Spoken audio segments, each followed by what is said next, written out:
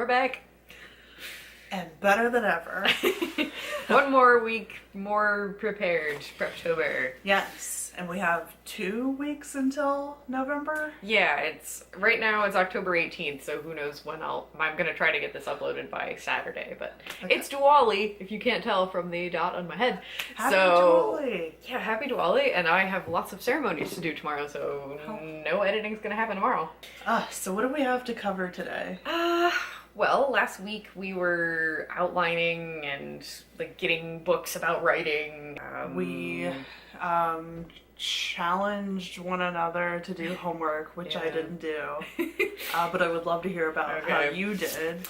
Yeah, my homework was to, first of all, cut it down because I had way too many characters and just way too much going on. Charish was a wonderful help, and actually so was my friend Drew.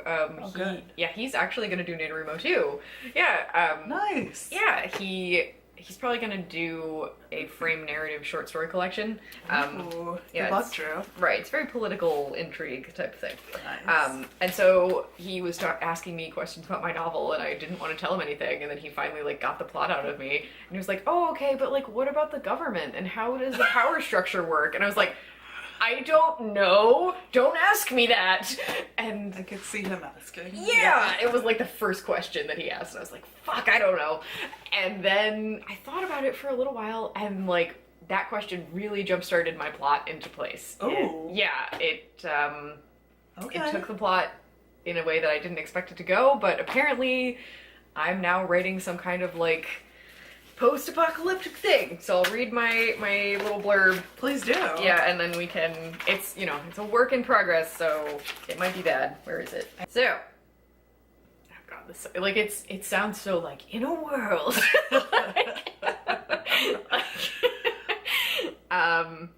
Okay, so, after an apocalypse, what is left of humanity tries to rebuild. Whoa. Yeah. I know, I was trying so hard to push away politics, but this whole stupid thing, I think I just can't ignore politics anymore. And so, in my book, I guess Trump pulls the trigger and nuclear war happens. And because I'm scared of that, and so... We all are. Yeah, who isn't? So, the resulting government system, is clumsy and unable to accommodate the new powers which have manifested in some citizens since the catastrophe. So, like, radiation powers, I don't want it to be too mutiny, but I don't know. Okay. One man, this is great, an academic, who finally cracks under the pressure of the new incompetent bureaucracy, uses his research and newly acquired power to assume control and imposes his order upon all citizens, whether they agree to it or not. Okay. His vision of justice appeals to some, but leaves others uneasy with its lack of compassion. Vel Thorne, a young woman whose family was destroyed in the catastrophe... Wait, that's the older version! No! Shit. Okay, well... Oh, well, yeah, okay, no, it'll kind of work. She meets another woman on her own as they're scavenging. They team up, but when things just start to heat up, a tragedy unlocks powers in the other girl, Angela, and she disappears, leaving Vel with only questions. Oh, damn. Yeah, so... Okay. That's as far, I mean, with lots of self-interrupting, because that's what I do. So will you still have, like, the bookstore setting? Yes. And all of that, and but we are going to be fighting a power. Yeah. The man. Yeah. I'm still having, like...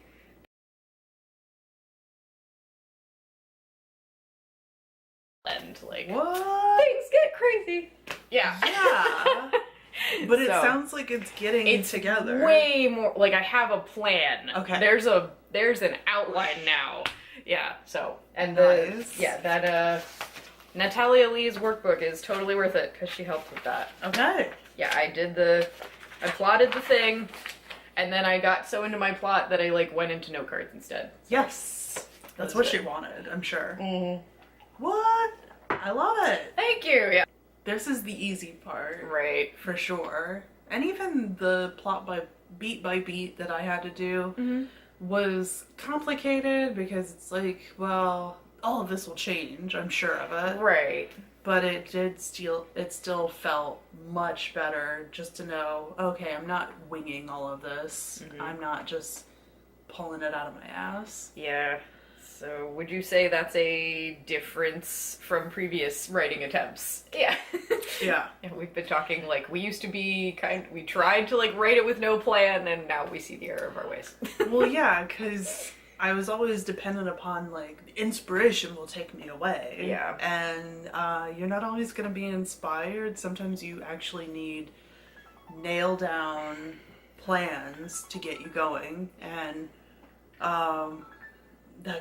sometimes that's your only motivation, is that you made a plan and it's not going to always be all...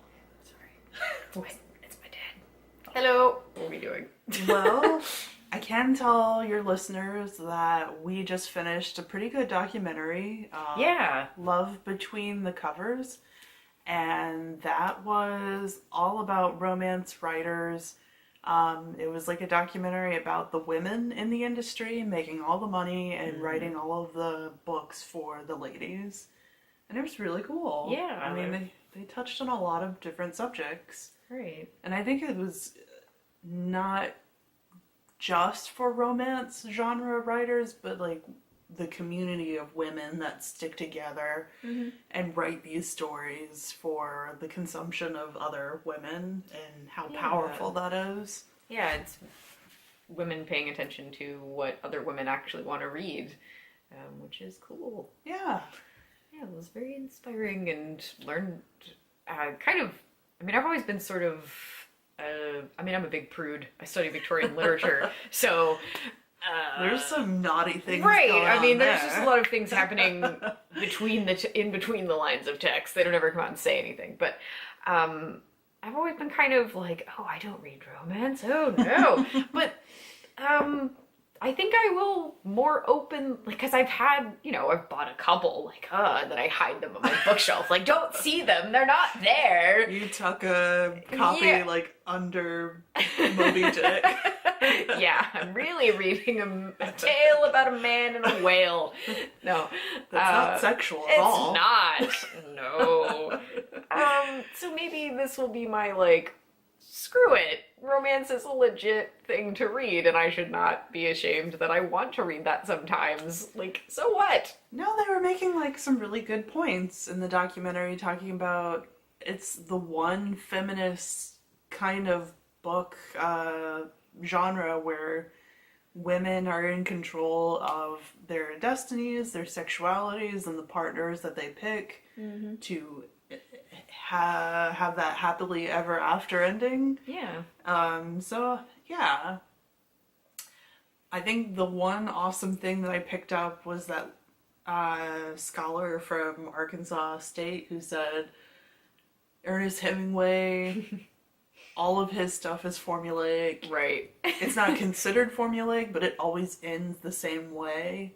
How come his is just like high art? Yeah, and just because romance does have a formula, who cares? So do most things. Heroic journey, anyone? That's why we like them. Yeah, it's a followable story. That's how we know what the conventions of a genre are. There are rules, there are formulas that take place in all of these things, really. So, yeah, that was that documentary. Super good. Yeah. Tell me about the book that you broke down and bought. So last week we were talking, or I was hem-hawing about whether or not I should buy this book, Writing Fantasy and Science Fiction, How to Create Out-of-This-World Novels and Short Stories by Orson Scott Card, Philip Athens, and Jay Lake. So it's just dudes. Yeah, and the editors of Writer's Digest. So Orson Scott Card maybe he doesn't have very much to do with it and just slapped his name on it and made a bunch of money. Who knows? If there are any video game fans out there, I was partly drawn to this because of the Final Fantasy font. I've played Final Fantasy for years, and so they've stolen that font. I'm not sure how they got away with that because Square Enix is like really litigious, but Really? Over font? They designed it. It's like this font is their font, so it's. Okay. I've tried to download like a font that someone made that you can use it at home, and Square Enix found it and took it. Yeah, they took it down. So I wonder. I bet if I look through this, I will find that they paid Square Enix to use that font or something, or Square Enix hasn't found out about it yet. I don't know. I'm curious. But this book is, I haven't looked, so there are some women in here. They just didn't put them on the cover. Okay. Sherilyn Kenyon, I've heard of her. Okay. And Renee Wright. Okay. So at least 2 women. They're not headlining, but No, they are there. They're there. So it seems to be kind of just a textbook about writing fantasy and fiction. So, and it seems really high fantasy focused, which I'm not probably going to be doing too much of that, at least in this book. Maybe in the future, but... I don't know, you've changed it up now. Right, it's a lot different. But I mean, who knows? Maybe a character will walk up to me and they're gonna be a werewolf or a fairy or something. Maybe they'll be there. I don't know. Check the index for, like, Right. dystopic government. That's true. Yeah, I've always hated, like, thinking about government, but apparently now I'm writing a story about one, so... whatever. But there it is. It's nice on my shelf. Yeah. It looks thorough. Yeah, it's a nice tome. So... Noise. Yeah. And then this is one I mentioned maybe last week. It's John Truby, The Anatomy of the Story. Oh, nice. It sounds... Did you pick that up at Barnes & Noble? Amazon again. But I heard about it on a podcast called 88 Cups of Tea with Yin Chang, where she's an actress, but she interviews a different author every episode and about their craft, and it's mostly female young adult writers. It's really cool. What's the name of this podcast? 88 Cups of Tea. Oh, I'll write it down for you. Yeah. Put it on the bottom of the... Yeah, in the thing. It's a really good podcast. Like 2 or 3 different authors that she interviewed said that this was a really good one. So like, okay. Oh, So okay. yeah, it sounds kind of like you're romancing the beat, but less specific. Yeah. So I'm hoping this will be more applicable to more genres. But Yeah. that's all my new stuff.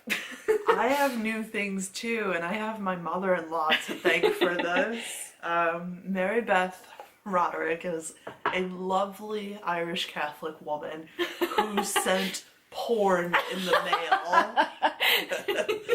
She sent contemporary erotica through the mail. She went to a small, like, self-publishing authors convention or conference, and, like, talked this author, Carrie Haywood, up. Got herself invited to Carrie's, like, home in in Alexandria, Virginia. The great thing about my mother-in-law is that she has the Irish gift of the gab, and she can talk to anybody about anything. She could also be a pretty awesome detective, too. She managed to get 2 autographed copies of these books for me. Oh, yeah. Wow, and they're for Charish. Yeah. She got them for me. Aww. So, they look Cool. steamy as fuck. And there's gonna be a lot of shirtless dudes doing steamy things. And I can't believe that my mother-in-law used the U.S. Postal Service To send this to you. If you'll notice, the bindings have not been cracked, so she did not She didn't read them. read them, yeah. No, she's way too Catholic for that. But I appreciate her sending these to me because, as always, they offer up resources. They're a part of research. It's fun. And possibly an author contact. You could, I know. Yeah, you can be like, hey, I read your book that you signed for me. Thanks. I know. Remember Mary Beth? Yeah. She had like an hour-long conversation with you. So I could potentially have, you know, a new person in the network. And as we just saw in the documentary, apparently that's a thing. Yeah. And women really want to pay it forward when it comes to writing. So yeah. And then she got me what looks like a sample 2-chapter book called The Unraveling. I really like the cover. Yeah. I mean, that's all I ever say when we go in bookstores. I'm like, ooh, I love that cover. Sandy has gotten me to appreciate covers a lot more. Even though we're already judging books by their cover, I'm like taking more interest in checking them out. But this is a steampunk fantasy romance that is something that I'm probably not into, but I think that there is gifted people, animal and plant shifters. How can you shift into a plant? I mean, whatever. I'm sure it works. They probably haven't figured out. And I think there's probably like time travel and yeah. And it looks like it might be not YA, but I don't know, it says new adult. New adult. What is that? That's like young adult but with sex.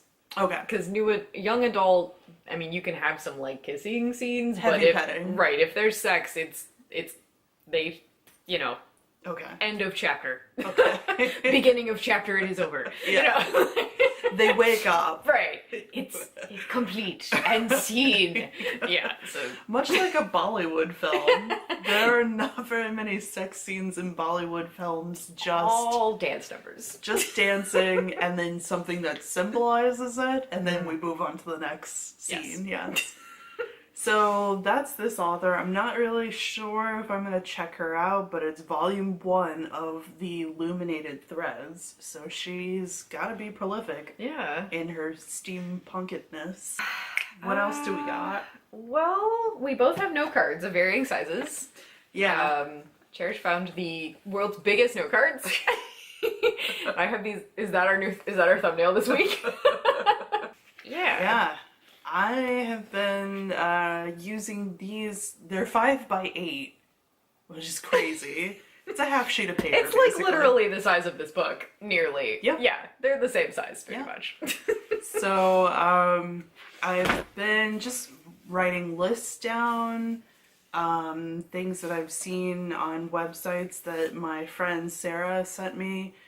She sent me a whole bunch of romance genre websites giving you different tips and such.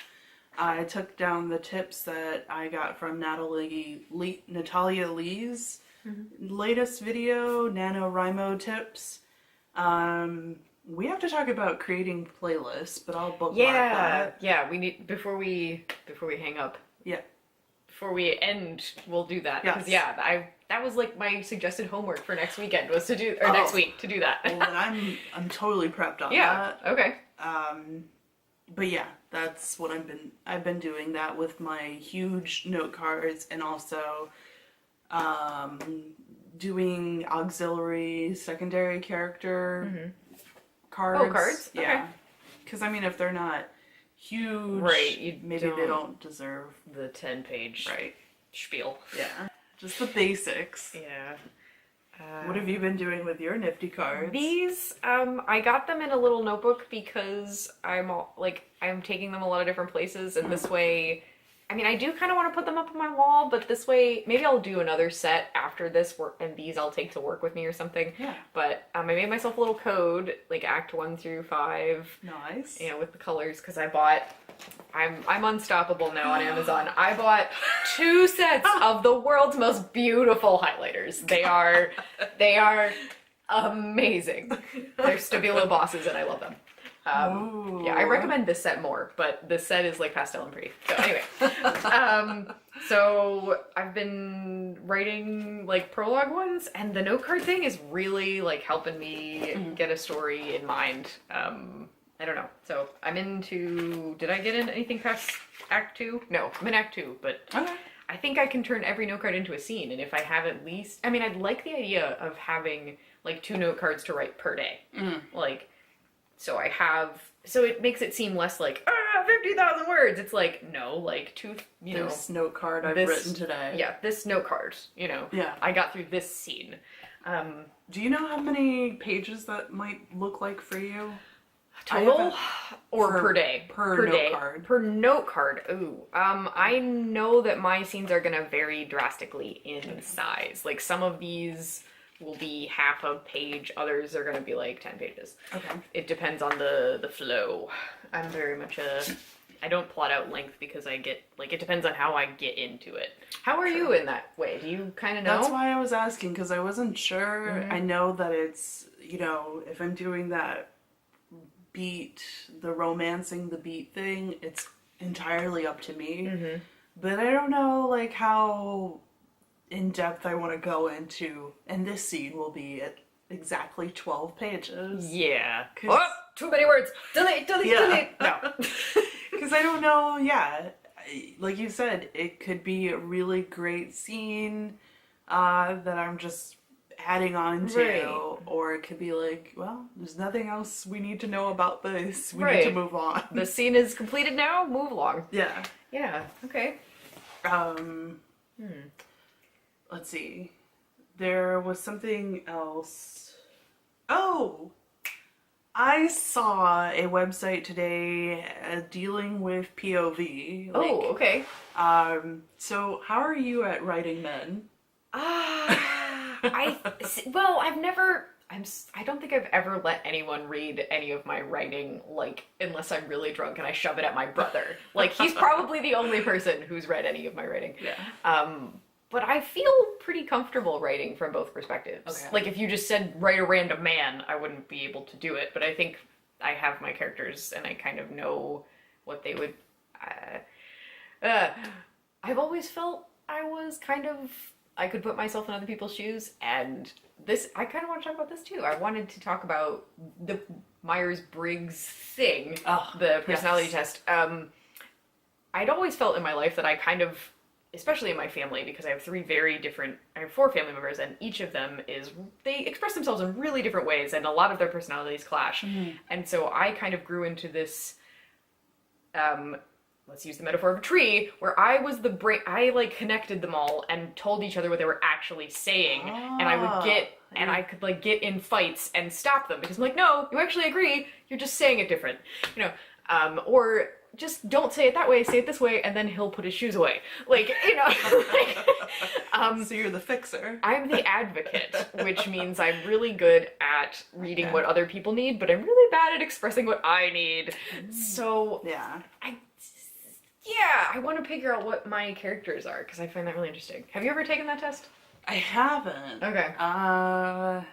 The Myers-Briggs? Yeah. Doesn't it cost money? No, well, maybe, but I think I found a free year version. Maybe it's not the same thing, but it's the 16personalities.com test. Okay. But you get letters. I'm the rarest type, so less than 1% of the population are advocates. Oh my. Yeah. I'm like INFP or INFP dash something. I'll put it here because I'm proud of it for dumb reasons. Well, maybe I should take it. Yeah, it's like reading the description was really enlightening. Like, it was like, wow. Okay. I mean, it feels so stupid, but it's kind of like getting a palm reading or something, I imagine. I'm like, they know me. Yeah. We like that.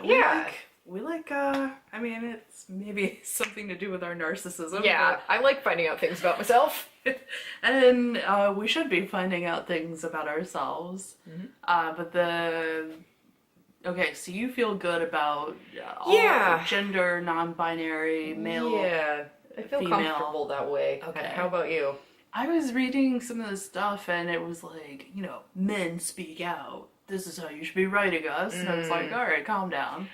Okay. One guy was saying that make male dialogue a little bit more short and clipped because we're not waxing on poetically about everything. Like, he was trying his best not to be offensive towards women. He was choosing his words very carefully. Yeah. He's like, instead of saying that women are emotional, which it has its connotations, empathetic,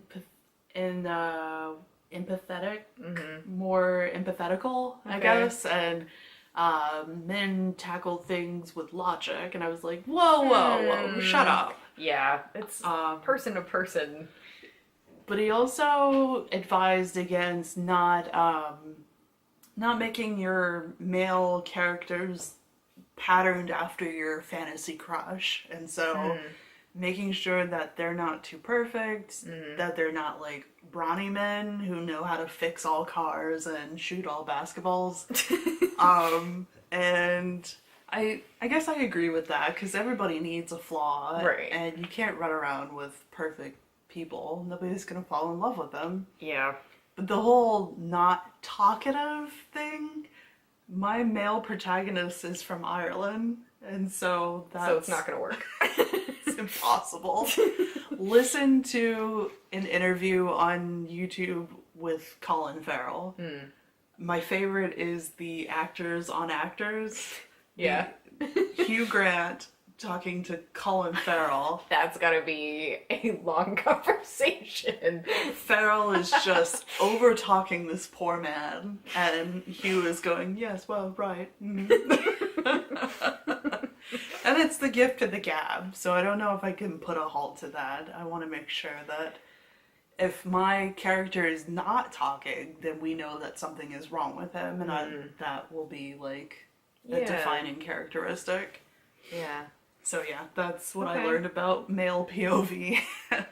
Maybe I'm comfortable writing my male characters because I make them kind of quiet. I don't think I've written but I'm going to be writing my bad guys, and he's kind of a manly guy, so that'll be a challenge, I guess. 1, to be evil, and 2, to be manly. But he still has, like, a lot of flaws. Right, and he's really screwed up emotionally, so that, like, he's not gonna say that out loud, but it'll be all up here, and I'm really good at that. So, at least I think I am. Good. I look forward to that. Yeah. Okay. Writing playlists. Yes. Yes. Okay. The playlist. Playlist. Do you have it already assembled, or are you still working on it? I have like a generic study or writing playlist with like classical music and things, but I haven't started compiling one for this project yet. I want to, though. Now, are you going to find songs that are going to guide you throughout the entire manuscript? I think I'm gonna need 2 playlists. Like one for maybe I'm such a list person. I'm like, I can match a song to a card, and I think now that I've thought of it, that's what I'm gonna do. Yeah. So maybe I will have that playlist, like, this is for this scene, and maybe I'll have each character have a theme, like, when I need to get in their head, and then I'll probably also have I need background, so there'll be, like, a violin playlist. That's true. Yeah. Okay. But what do you do? All Or right. do you have planned? I have a playlist that I once called Sexy Writing Times. I've renamed it to Novel Playlist 2017, and it has much more professional. Yes. It has 61 songs on it so far. That's 4 hours and 25 minutes of listening pleasure. Yeah. These are songs that I've been compiling since maybe a year ago, and I'm just getting to the point where I'm matching songs to each beat. Cool. And that's gonna be difficult, but I'm gonna give it a shot. So when we meet our heroine, 3 Solange songs describe what she's going through right now. So Cranes in the Sky, Don't Touch My Hair, Mad, because she's going through some stuff and she feels disillusioned and all that. Dreams, Cranberries, that's going to be the song that makes her feel like, oh, okay, I can run away from all this, I can go to Ireland. It sounds like a I'm Going to Ireland Now song. Yeah. It's a great song. Help, I'm Alive, I think, is probably going to be playing in the back of her mind as she dumps her fiance. Okay. It's gonna be like her getting overwhelmed and stuff. Our hero, hero number 2, which is Dr. Aidan Burns, he's going through his own similar breakup where his colleague has dumped him. And I've got a couple of Damien Rice songs, 9 Crimes, Cheers Darlin', a Belgian singer called Stromae, and Paint It Black by the Rolling Stones, because he's really in his feelings. Yeah. But angry feelings. And that's all I got up to. Oh. Wild Mountain Time is like an old Irish, not a shanty, but, kind of a lullaby type song. My dad used to listen to this ladies' Irish group called the Celtic Women? Celtic Women, yeah. I Yeah. mean, okay, so you know of them. Yeah, they're pretty popular among... I think I might add them. Yeah, they have a lot of nice Irish songs. So that is what you're gonna be doing? Yeah. Okay, I've already done it. Okay. Yeah, that'll be my my plan. I also I watched Natalia. We're like Natalia Leigh like fangirls now, but it gets an A+. She made a video all about having a completed outline, which was 13,000 words long. Oh. An outline. Oh shit. Yeah, but it was extremely detailed, obviously, and it was literally everything that's going to happen. And she'd gone through, like, she started with what we're doing, like maybe note cards or notes or whatever, and then she'd put it all into a document, and she'd gone through it a couple of times, like changing things and editing it, and then she had this really finalized outline ready to go, and that sounded very desirable to me. So I'm not sure it's going to be 13,000 words, Yeah. but like, You might as well start writing. right? I feel like maybe 5,000 words. I don't know, but Yeah. like, I don't know how long this is yet. right. I'm not gonna count. Maybe like 5 pages of an outline, something like that would really make me feel even more prepared than I already do. So Yeah. I would like to have before. That's like a 2-weeker homework. Yeah. That's not next week. I think so. Yeah, that's a big thing. So Yeah. That's ambitious. yeah. Basically, all you're doing is just filling in the blanks. Right, right, and that's, I mean, it must make writing the novel a big breeze, but she says she's written herself into a corner so many times before that she has to delete a bunch of things, and I'm like, I've done that way too many times. Would rather not do that this time, so. Maybe I'm a plantser. Yeah, half and half. Maybe. Because plotting out this seems like a huge feat that I've already done. Oh, yeah. But I also want some room for surprises. Right. I love that moment when your characters still surprise you. It still feels romantic. Like, yeah. you know, inspiration strikes in the middle of the night and I've got to wake up and write it down. Mm-hmm. I still want those moments. Right. You don't want to take the fun out of it completely. But Jesus. Right. That's just... That does seem tempting, though. Yeah, I mean, that's just so many words, though. I'm just like, that's like a week of Nano. Yeah. That's a week. Yeah. Oh, did you come up with a list of personal rewards for word count goals? I forgot to do that. Okay. Well, it's a fun thing to do. Like, that's not a homework. That's just like, what do you want to do in the month of November other than write? I definitely want to do that. I feel like your list is really cool. It gives you that self-motivation, like, I did this, I get this thing. Right, and I realized, like, Can you share with people your list? I made a calendar, at work when I'm not working. And it turns out every 3 days you hit a $5,000 mark. Yeah. So I'm gonna be getting a little present from myself, like, every 3 days in November, which is fun. So my first one, did I not write them on here? Oh, okay, I did.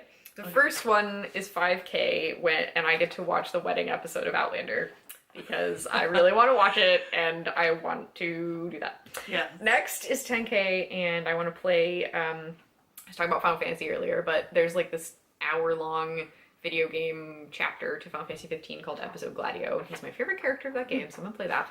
I haven't played it yet. 15K, I want to get a pedicure because my toes are really in bad shape.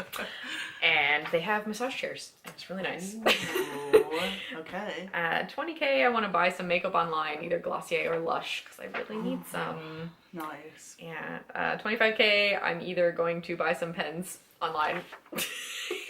This is the one that I had trouble with. I told Noah, Sandy's either going to buy pens or what? Or I'm going to buy a night at a hotel with my husband and use my fancy bath bombs from Lush and have a bath. And so I'm thinking, I feel like the latter might be more exciting. I definitely want to do that. I'm just like, if I can save up for that and also if schedule allows. But I told him about that. He's like, yeah, let's do it. I'm like, yes. Pens can come way earlier. I know. Pens in your can be month. whenever. Yeah. So yeah, 30K in case it cut off. I want our friend Kendra to make a novel for my cover. Me too, Kendra. I mean, yeah, cover for my novel. And for Charish's too. Please. Yeah. She's pretty awesome at it, so... I was gonna ask, based on what we learned in the documentary, like, what kind of color scheme do you think your genre will allow? Like, what bold signature colors are gonna be? Well, it says that fantasy is like red and black, and my favorite color, I mean, that's what red and black is like what I do, but I don't know. Probably red and black, but I don't know. Because, well, it's less likely that there are going to be people on your cover. Yeah, You're probably gonna have something really...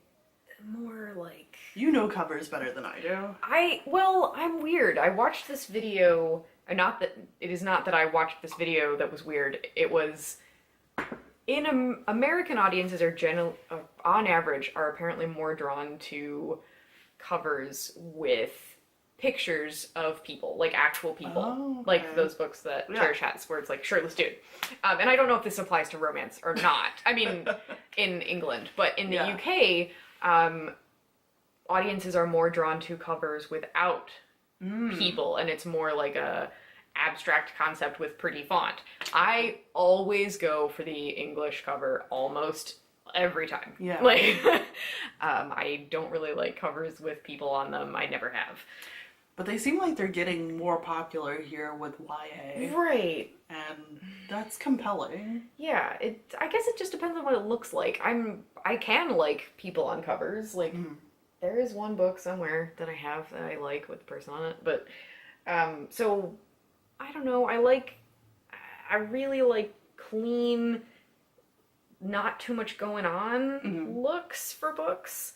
So probably something kind of like this, honestly. I mean, maybe not so much white, but I don't know. Something simple but eye-catching with pretty patterns. That's what I'm hoping for. How about you? I have no idea. Okay. I'm wondering, like, you don't always have to have people on a romance novel you don't. cover. It could be... That one cover you bought that was black with, like, a pearl spider web, that was really pretty, even though the book apparently wasn't so great. Yeah, but, you know. Yeah, it could be, like, craggy mountains of Ireland, rolling hills.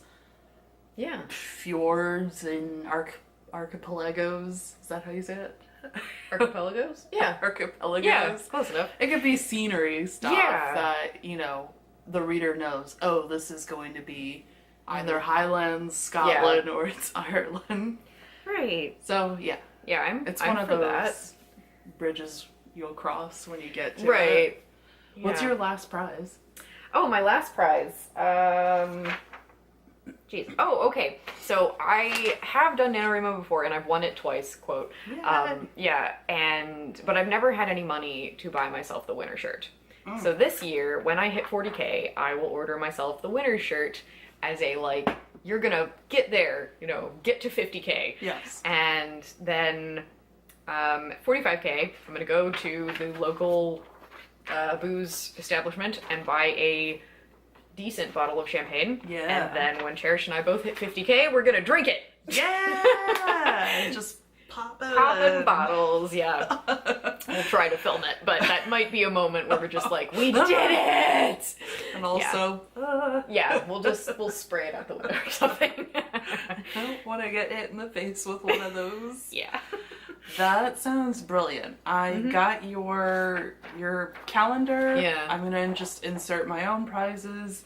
Yeah, this whole row is just prizes, so you can just play that. Just prizes. Yeah, it's just winning every day. Yeah, all wins. So yeah, it's, I don't know. If you had a website, I would definitely suggest you putting that on there for people. Do actually. Okay. I have not, like, one day I made a Wix.com site and then I kind of played with it for 3 or 4 days and then I stopped, but it's still up there. It's like, it's Wix Books to Huda, so this will be I'll put this on there. Put that in the link. I will. I'll find it. I'll revitalize the site. I've been thinking about that, especially in the radio documentary that we watched.